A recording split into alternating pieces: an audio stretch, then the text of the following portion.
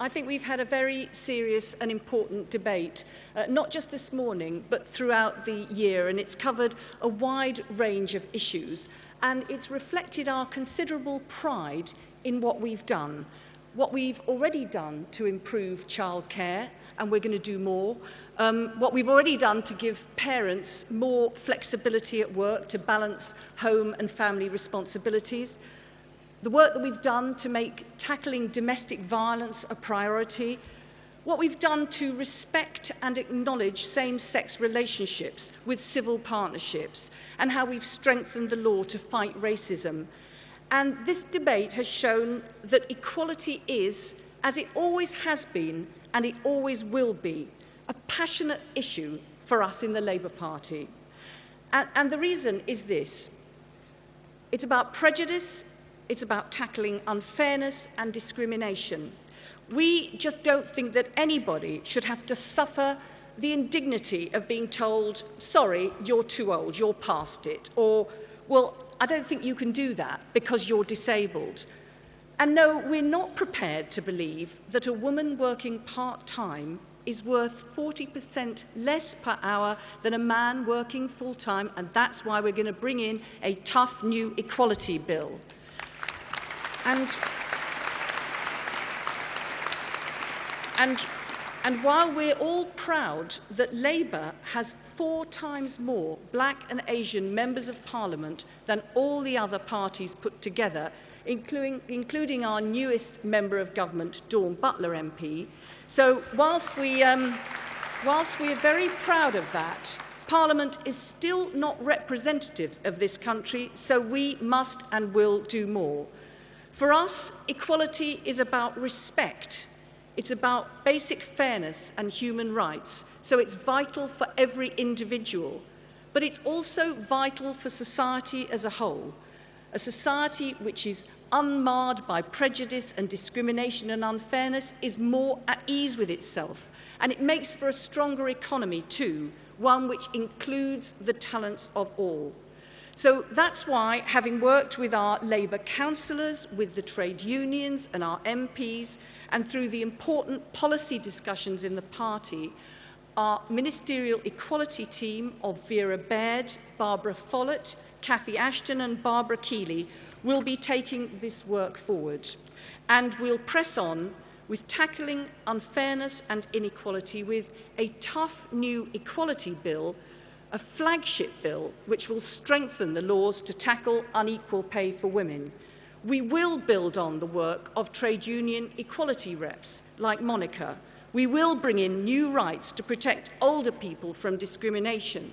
And Jackie Smith and I have worked together to strengthen the law to protect women who are victims of human trafficking, the modern-day slave trade. And that's not just cracking down on the traffickers and protecting the women victims, it's also holding responsible the men who pay for sex with victims of trafficking and who fuel this evil trade.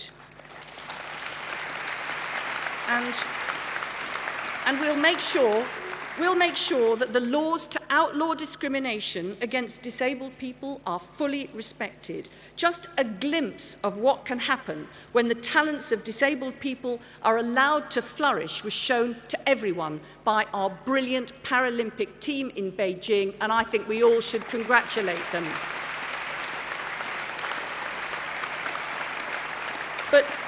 But we know that inequality is not just the gap between men and women, black and white, disabled and able-bodied, but also the gap between north and south, the gap between rich and poor. And that's why this month work will begin on our new National Equality Panel. It will analyse and report on how all the different elements of inequality weave in together to affect people's life chances, and tell us, after 11 years in government, where we have made progress and where we have further to go so that we can make further progress in the future. And we've done a lot to tackle inequality, and we have made progress. But those of you who know that more needs to be done, you know you can count on Labour as the champions of equality. Now, the Tories are pretending that they're the new friends of equality, as Rachel pointed out, and she was absolutely right. But the Tories never have and never will tackle inequality. Think about it. How can discrimination against gay and lesbian people be tackled by the Tories when their leader, David Cameron, voted in Parliament to keep Clause 28?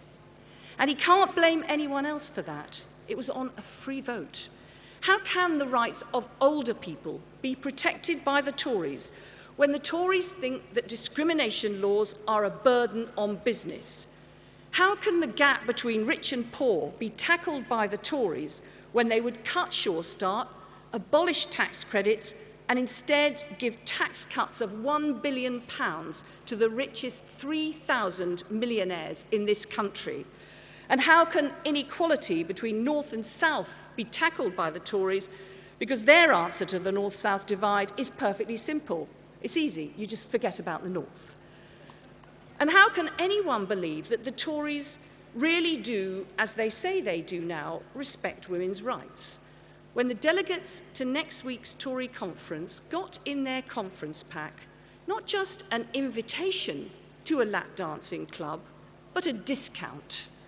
That's the Tories' attitude to lap dancing, loud and clear. But Labour women MPs, Roberta Blackman-Wood, Linda Waltho, Celia Barlow, they've been saying if local communities don't want it, that councils should be able to refuse them a licence. And that's what we'll do. So thanks to Roberta, Linda and Celia, Jackie and Hazel will be changing the law. So the Tories are posing as the new friends of equality, but they're false friends. Now, some people say to us that because the times are hard and the economy's under pressure, we should drop the fairness agenda, that it's just a luxury that we can't afford. Well, we're not going to do that. Discrimination and prejudice is never acceptable, but it's even more objectionable when you're feeling under pressure and when you're really feeling the pinch. So our unflinching commitment to respect for all, fairness to all and opportunities for all will be central to our work in government and remain central to the mission of this Labour Party. Thank you.